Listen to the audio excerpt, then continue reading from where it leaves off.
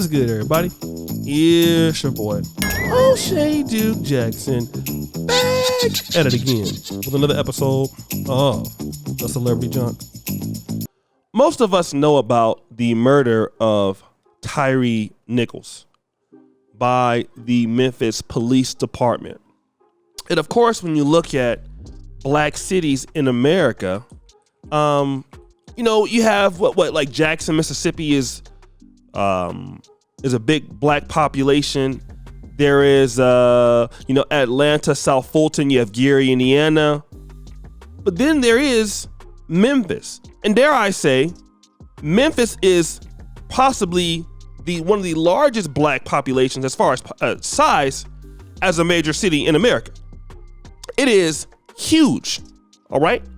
And usually in your black cities, if I can honestly be real serious here, that is where a lot of African Americans have gotten a lot of their opportunities from. You have your HBCUs in black cities. Lemoyne Owen is in Memphis, just like you see in Atlanta, right?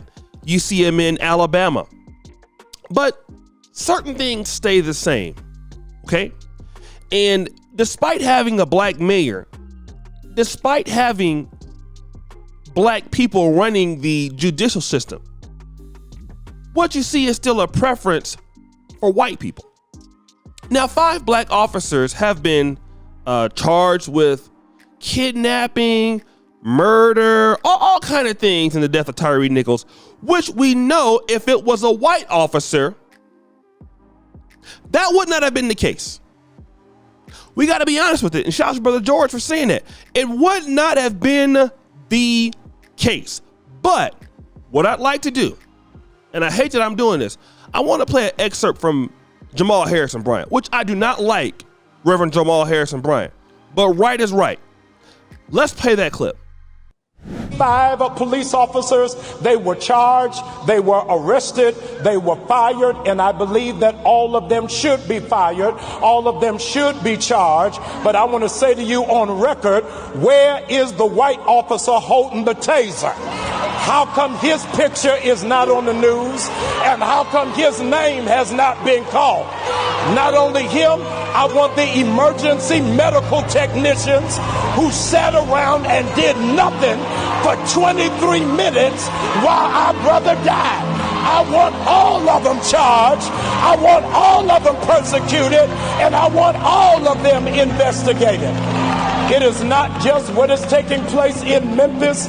It's taking place in Atlanta. It's taking place in Baltimore, taking place in Chicago. And all of these units that are really gangs with badges have got to be disarmed immediately. The question that every mayor has got to answer, every police chief has got to answer, if we were able to fire and charge those black officers that quick, I want white officers charged just as quickly and arrested just as swiftly and justice met at the exact same time. So guys, you've heard what he had to say, right? I want to deal with this because number one, he's absolutely right. And this guy, the white cop involved in this, he didn't get arrested. He was there. He had a taser. His name is what? Preston Hemphill. Okay. But they're not charging him like they are charging the black officers. Why is that? Because see, I don't know what it is about African Americans. We honestly believe that we have arrived. That is fundamentally our issue. We believe that, you know what?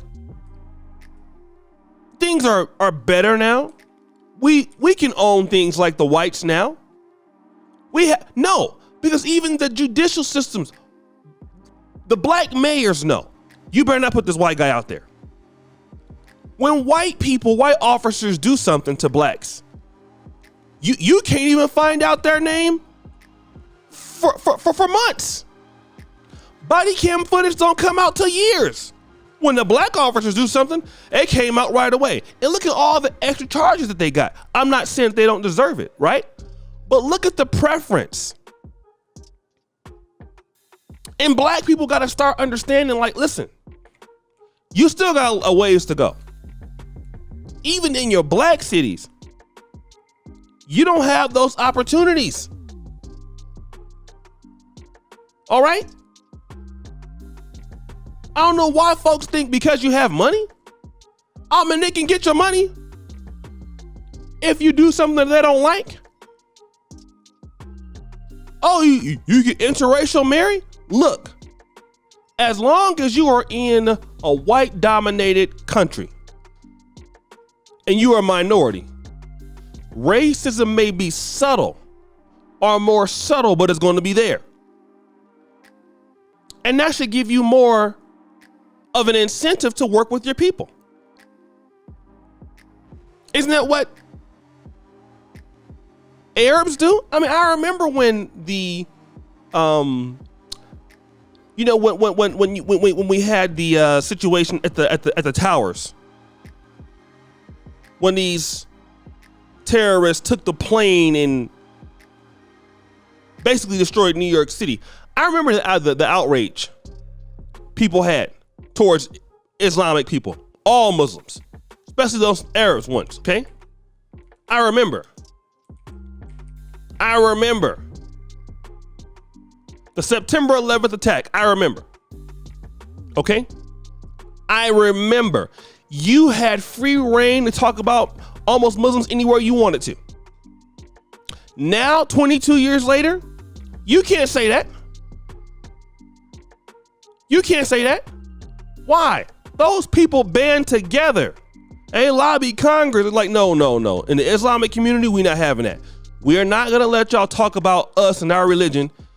Because why? They knew that the only protection they was going to really have was for themselves. Same thing with the gays. Same thing with Jews. And we're seeing it now with the same thing with the Latino community. They band together. The blacks are the only ones who believe that we are free. Then we keep finding out that we're not as free as we are, as we think. We the only ones that fought in every war in America. The Civil War, the World War I, World War II, Korean War, Vietnam, the Gulf, Afghanistan. Every war blacks fought in. And you're still at the bottom. Oh, because you got, education and a few dollars. No, that's not how it works, bro.